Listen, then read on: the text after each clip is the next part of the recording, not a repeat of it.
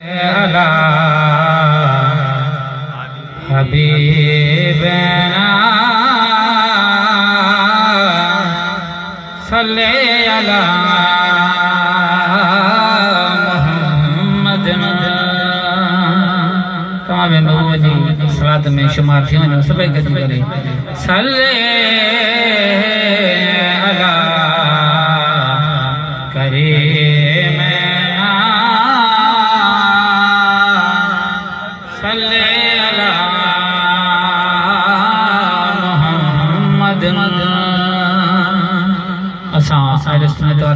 खुश नसीबी है यकीन जानो तो जैसे अस महबूब से मोहब्बत करूँ था असो हकीकी रस्तो असो ही है, बाकी सब भुलियल है। सो पंहिंजनि नंढड़नि के भी इन पाक महफिलुनि में वठी ईंदा करियो जीअं उन्हनि खे भी जान पवे महबूब जी सना ॿुधनि। सुभान अल्लाह।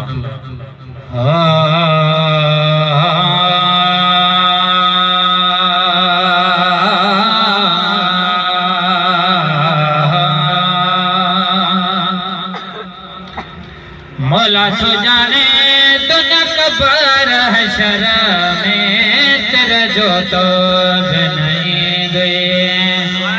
मौला तो जाने दुनिया कबर हशर में तेरे जो तो भी नहीं गए। इश्क रसूल साया दर थे उजार तो मिलंदे प्यार को ईद करार को मिलंदे प्यार को ईद करार को।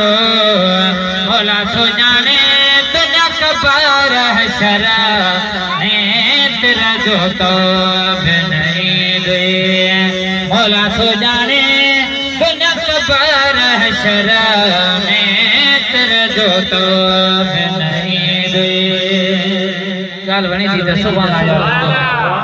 मानो मज़ो ज़मीन या गुफ़्तार मां सल्ले अला जी मिठड़ी तवार मां। मानो मज़ो ज़मीन या गुफ़्तार मां सल्ले अला जी मिठड़ी तवार मां।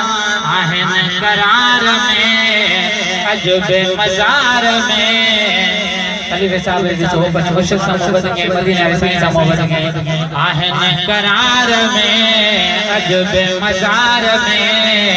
मौला तो जाने दुनिया कबर हशर में तेरा जो तो भी नहीं गए।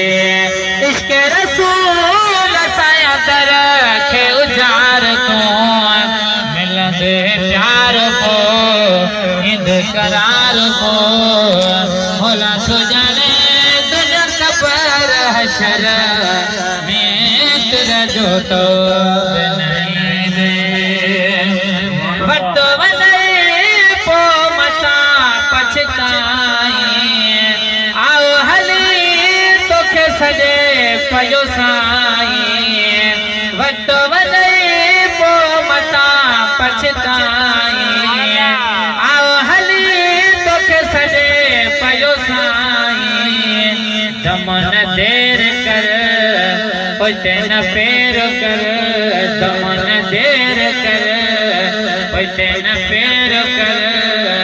मौला तो जाने दुनिया कबर हशर में तेरा जो तो भी नहीं गए। इसके रसूल साया दर के उजार तू मिलंदे प्यार को ईद करार को।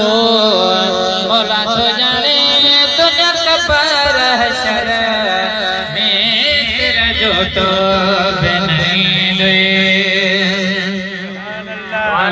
सुभान अल्लाह। ये बात सबूरी फजूल